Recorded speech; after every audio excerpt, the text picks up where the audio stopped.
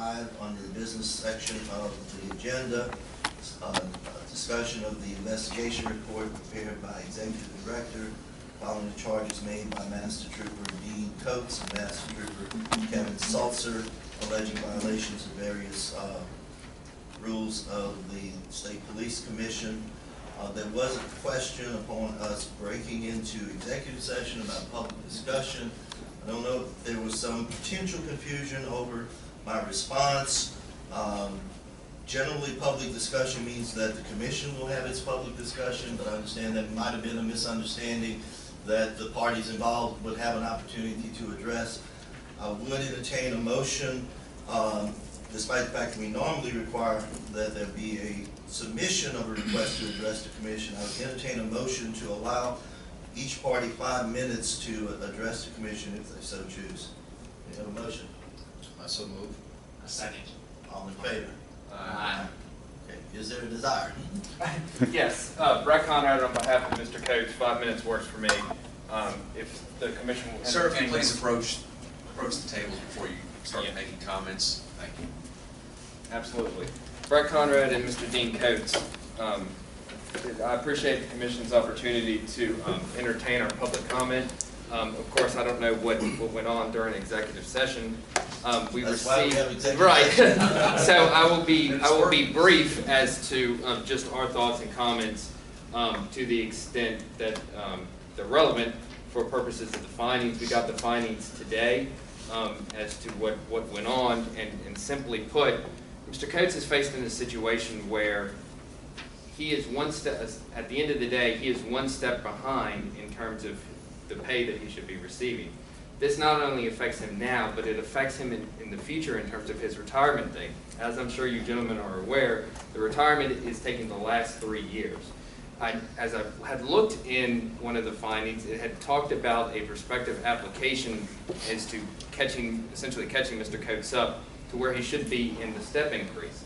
That's great, but unfortunately it doesn't solve the problem in terms of that he was owed this money in 2016 and has always been a step behind for the past 3 years. Ultimately, to the extent that a prospective application is made, we also request that a retroactive application be made so that we can ensure that Mr. Coates is caught up to the appropriate salary he should have been making back in 16 and continuing on in addition to present, and so that does not affect his retirement date. I did understand that there was some mention, especially on page 9, about whether or not it was a merit increase that he was owed in 2016 or a longevity increase that he was owed in 2016. Ultimately, what page were you referencing? page 9, I'm sorry. And specifically the performance adjustment.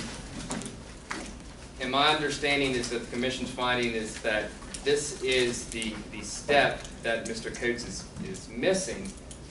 But when you apply a prospective application to Rule .614 and the longevity step, it is the longevity pay that he is owed at that time.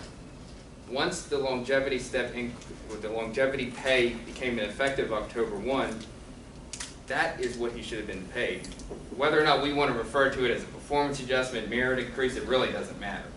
And ultimately, just as an aside, we had also submitted a request to investigate a violation of Rule 6.9, which essentially says, without delving into the specific language of the rule, that at the time Mr. Coates is transferred over to Internal Affairs, he should have been made whole and effectively paid whatever he should have been paid. To the extent that that merit increase, longevity pay increase, whatever it is at that time in 2016, was not afforded to Mr. Coates, that is a violation of both Rule 6.14 and 6.9.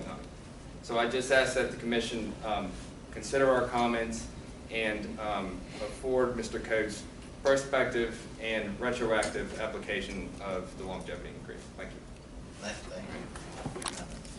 Does the department want to take an opportunity to make a brief 5 minutes or less statement? I'll be brief. Commissioners, thank y'all for the opportunity to speak with you very briefly. I just want to voice my opposition to that request for retroactive pay on the rule.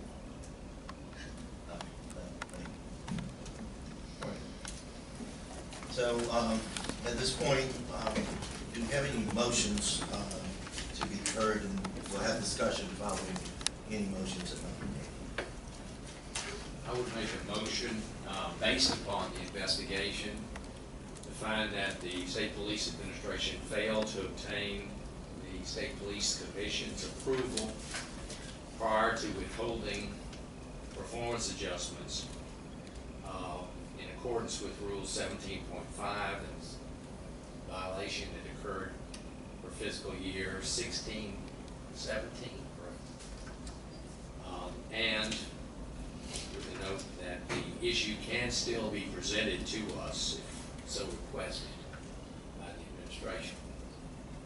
And the second motion, the second part of that motion is also a finding that with the exception of the State Police Commission Rules 6.7A and 6.14, that the remaining Chapter 6 rules dealing with service tenure have not been followed.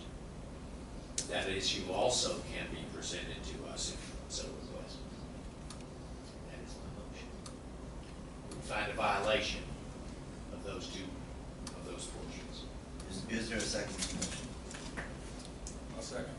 Okay, would you accept a friendly amendment to the motion, which would also indicate that despite, if we were to vote in favor of the motion, that despite those violations, that this does not include any interpretation of any of Rule 6 rules mean.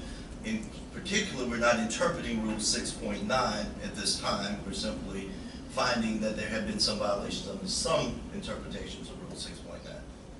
Yes. Would you accept that? Yes. Okay. Any discussion of the motion?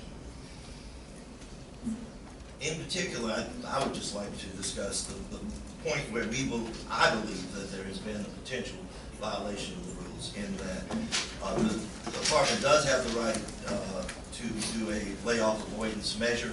However, in order to do a layoff avoidance measure, the department is required to come before this commission and seek our authority to do that. Even if there's an executive order, that does not eliminate the obligation on the part of the department to come to us to seek a layoff avoidance determination by demonstrating that it doesn't have the funds to comply with what those rules require of it. And I agree with the addition to the motion that at this point, the department still has the ability to do that, and we will consider that if the appropriate evidence is submitted. Any other discussion? All in favor of the motion, say aye. Oh.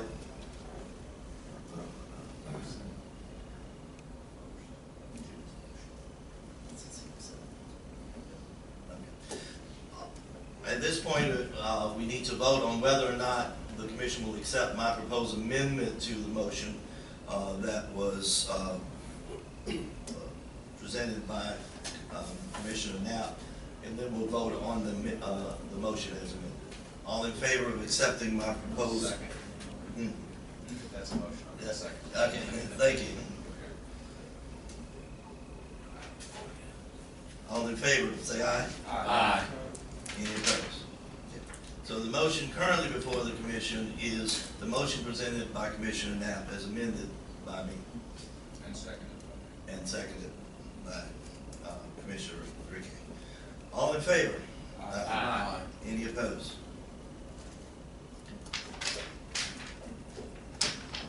Okay. I think that brings item 5 to a conclusion.